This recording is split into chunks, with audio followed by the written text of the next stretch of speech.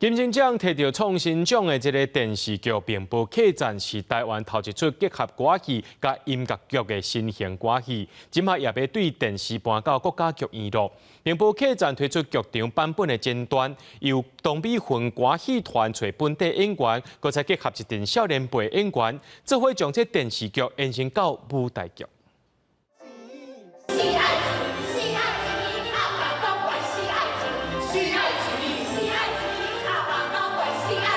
电视剧《并报客栈》2020年入围4项金钟奖，为着要传承台湾本土的歌戏，这摆邓丽君戏剧团带一群少年辈的演员做伙甲电视剧演耍做舞台剧。他们演的歌戏的团员拢是个少年人，所以因不但爱学迄演戏、骹步手路，爱个会晓讲台语，这是一个足好的展现台湾文化的真重要一个任务。 头一届接触到歌戏舞台剧的演员彭友心，伊讲伊伫9岁的时阵就开始参加台语歌曲比赛，而且嘛演过真侪出的台语戏剧。伊认为家己的台语不哩啊练长，毋过接受到歌戏了后，互伊感觉台语是真困难。真侪我直接看到字的时阵，我读拢直接是读咱平常时咧讲话迄种字、迄种音，啊，毋过结果我才发现哦，毋是呢，伊爱用歌戏的戏文的声调去练，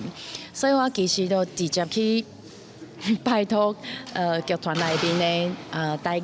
语老师，然后拜托伊念互我听。舞台剧《并报客栈》内底除了有原本电视剧的演员以外，佮加上一群少年演员，邓美芬希望会当替歌戏注入新的活水。当然拄开始袂晓，但是慢慢一直接触，一直学习，其实因就是愈来愈来行，愈来愈清楚，嘛愈来愈会晓。邓美芬希望大家会当斗阵来支持台湾本土的戏剧歌戏，若是袂晓台语的朋友，也是外国朋友，嘛会当来看戏，因为哪播戏。 那提供华语字幕，电视剧演出真成功的《并报客栈》，即届11月份伫国家戏剧院演出，无同的表演舞台，拢是展现歌戏的水。记者陈阿双、柯敏哲台北报道。